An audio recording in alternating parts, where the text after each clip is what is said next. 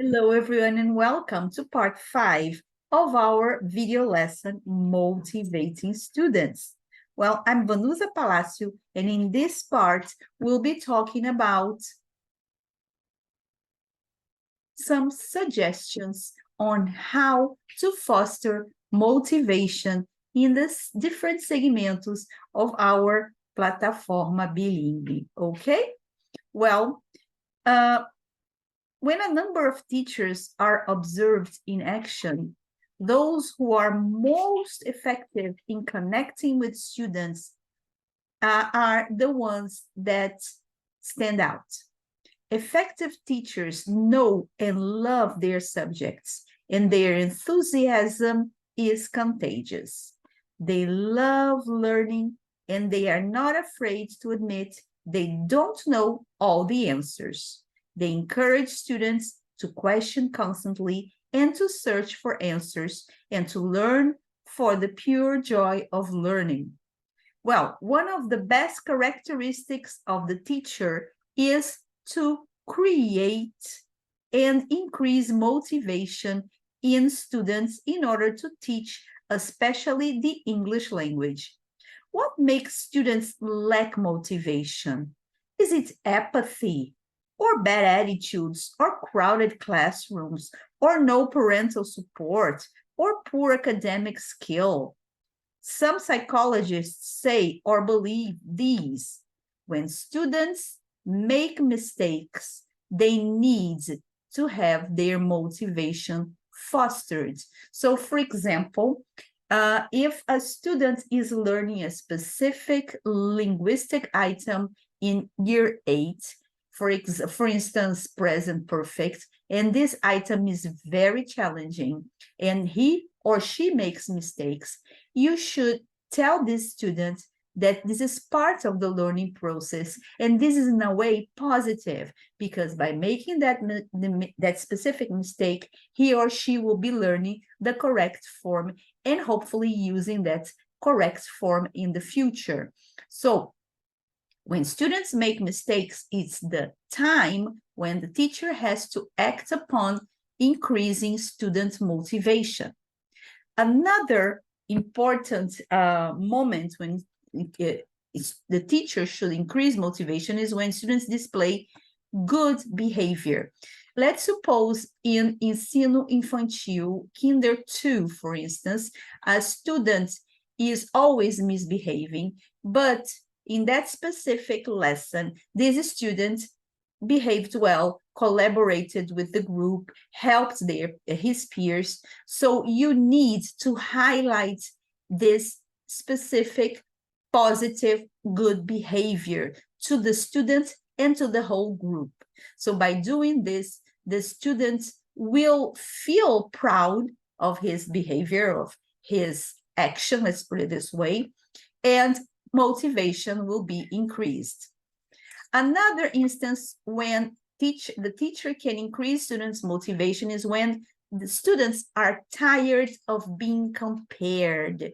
Yes, that may happen basically when they are, for example, in anos finais, when they are older teens, right? And when their parents usually compare them to their neighbors, to other peers, to their sisters or brothers. So it's important in the classroom to let these students understand that they are individual citizens and that they shouldn't be compared and that they should be respected for what they are and what they do. So one of the things that the teacher can do, for example, if it's a year 9 student or year 8 student, let's put it this way, the teacher can highlight some specific qualities or talents this student has, or the teacher can highlight some positive performance this student has shown or displayed, right? So by doing this, the teacher won't be comparing these students with another students, but the teacher will be highlighting the individual characteristics of this specific student. Okay? And another moment in which the teacher can create or increase motivation is when the student is or the students are facing personal problems. So let's take an ensino médio student, and ensino médio students are going through changes, right? They are also discovering, right? Love, discovering new horizons, let's put it this way, in their lifetime. So it's important that we teachers talk to these specific students, right? If a student is a bit down or frustrated, for example, a year one ensino médio student is frustrated, comes to class in a frustrated mood, ask the student what's going on, lend a helping hand, offer the student your support so the student knows you are there with him or her. By doing this, you are bonding with these students, you are creating more rapport with these students, and you are increasing these students' motivation to be there learning the language. Okay? Well, these are some ideas for you in relation to create and increase motivation. Moving on, another suggestion I'd like to give you is expect your students to succeed. Well, education is important because students must know and learn things that have occurred from the past to now. This helps to create new ideas for students to put into practice in the future. So, a teacher should expect his or her students to succeed. Surely we make mistakes in our life and learn from some of them. Why not assume that the students might have learned something from their past mistakes as well? And in relation to mistakes, learning something and making mistakes is part of the process. More than that, mistakes are a good thing. This is a key concept of education, productive failure. Making mistakes and learning from them is one of the most effective ways to learn something. In recent years, Manu Kapoor, currently a professor of psychological studies at the Education University of Hong Kong, conceptualized the notion of productive failure, the learning process based on learning from mistakes. According to Kapoor, research illustrates that it is very effective to let students fail around with unfamiliar concepts, even when they are still lacking the knowledge and skills to solve all problems correctly. The students who sit in the back of the classroom and refuse to try a new activity, a new assignment, usually are afraid they cannot do the work and they cannot risk their hard care reputations by making mistakes in public. The students who claim that they are bored, that the lesson is too easy, are quite often afraid that they cannot do the work either. Perhaps a few of those students are self-destructive. Students try when they believe they can succeed. On the other hand, if they believe they will fail, they will refuse to try. You can help your students develop self-confidence and faith in their ability to learn by allowing them to make mistakes. Von Ossett explains, most people consider success and failure as opposites, but they are actually both products of the same process. The same energy which generates good creative ideas also produces errors. And he goes on to discuss ways to use errors as stepping stones to success and how to use negative feedback in a positive manner. So tell your students, allow your students to make mistakes, Tell them that mistakes are positive, reinforce the idea of positive failure, yes, and be patient, be tolerant, and give different chances for students to perform and succeed. Okay? Well, next, prepare your students to advance.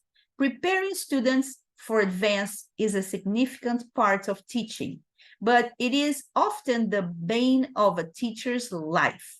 It can be a very stressful time for both teachers and the class, and getting the most out of the students can be tough. A few considerations can help a lot, though, turning many courses into a constructive and worthwhile process. Preparing students in advance may help with the different lessons.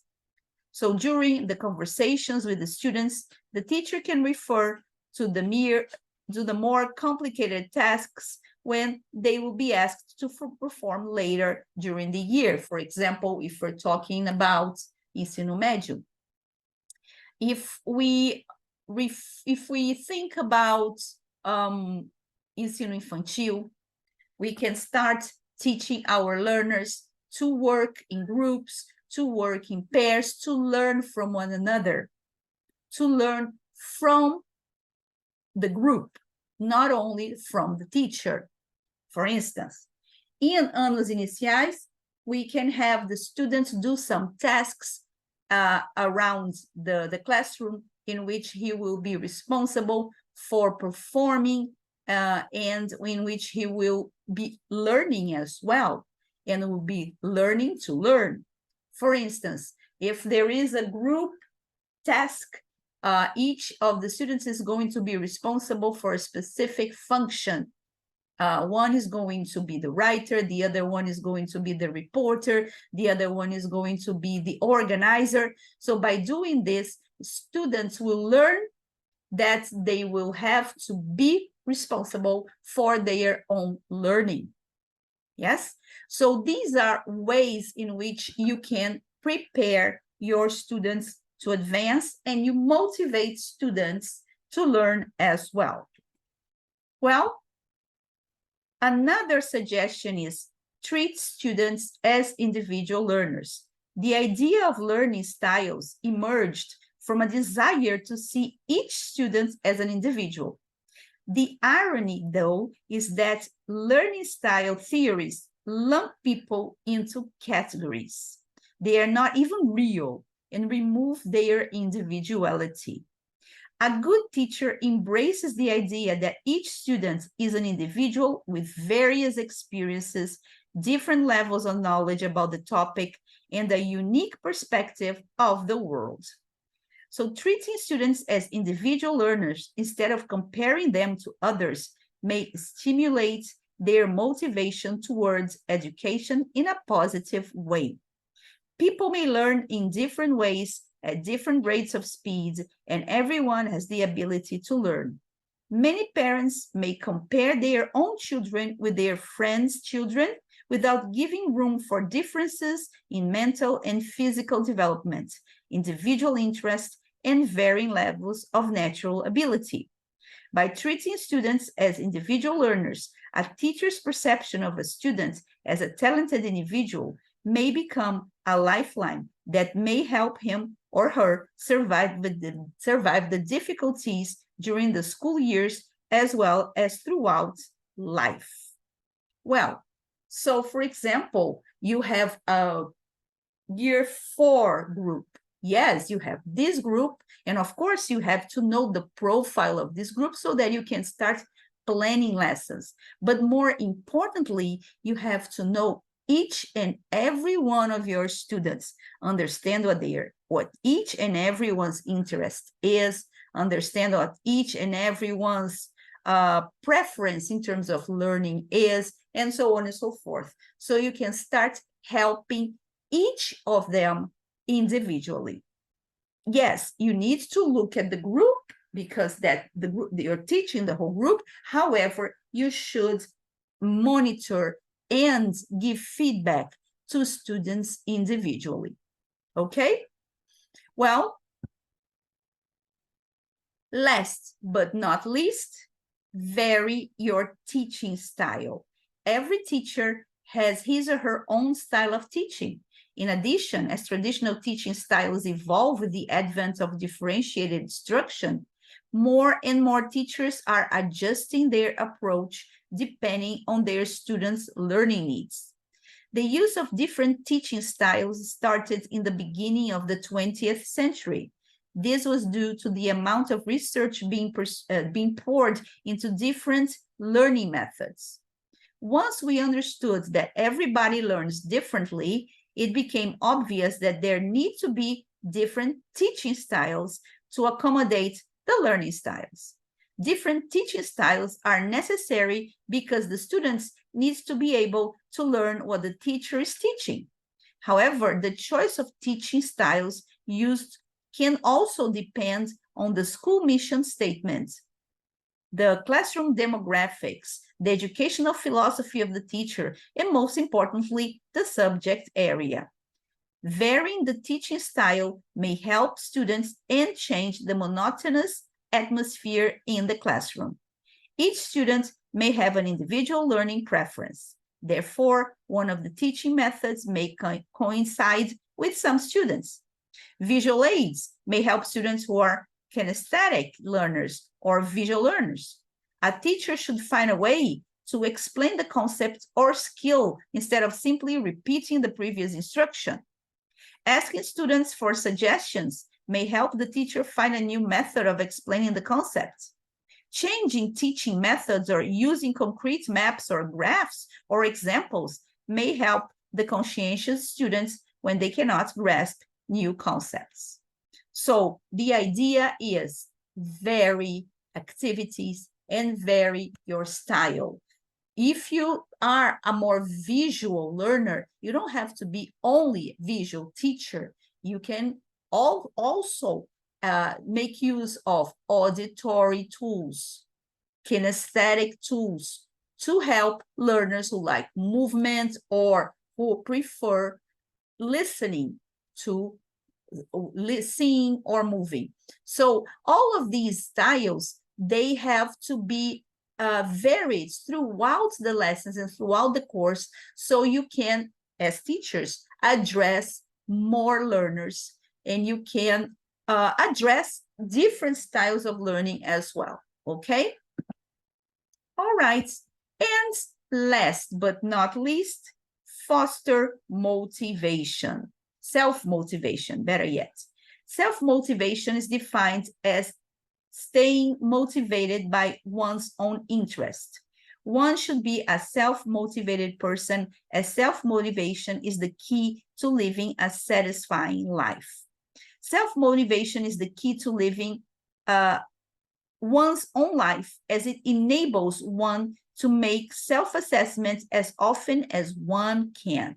The process of self-assessment discloses one's strengths and weaknesses, by which one can increase strengths and strive to overcome weakness. In this way, self-motivation leads to the desired success in life. So, in our Plataforma Bilingüe, we usually offer students the opportunity of evaluating, assessing themselves through self-assessment activities, for example. And these activities, they are related to the segments they are in, right? They are related to the anos iniciais, to anos finais, to ensino médio. Of course, the higher the student goes or gets, right, the more cognitive we get, right? However, in ensino infantil, for example, we also have self-assessment moments when students have to draw faces about how they feel, or at the beginning of the lesson, how they are feeling. They have to make movements and act out. So this is all related to self-assessment, which leads to self-motivation, okay? Well, so these are some ideas on how to foster motivation in the different segmentos in Plataforma Bilingüe.